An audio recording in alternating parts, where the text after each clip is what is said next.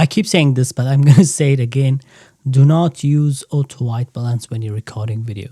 I saw your reel and they were like explaining that you have to use auto white balance. It's totally fine.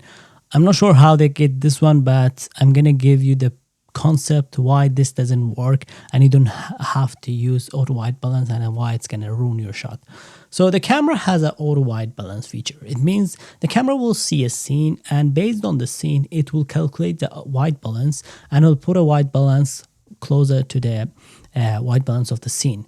And it's usually not pixel perfect. I mean, it's not accurate. And the problem I have here is like not that accuracy. The problem here is that the change in the white balance when you use auto white balance.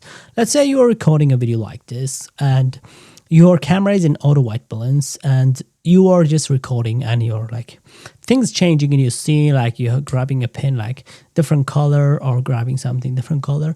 The camera will automatically see the object and it keeps changing the value of the auto white balance or white balance because it's an auto white balance. That's why I do not recommend using auto white balance. Your camera is not that smart to accurately guess in split second the white balance of the scene when it's changing.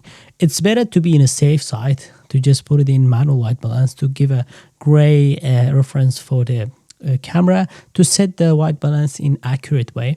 That's why if you see a video they say like record in auto white balance, that's not true. You will definitely see the result if you try it by yourself. Put it in white balance, change the scene, and in post-production you see the color, temperature, color things change because it's an auto white balance.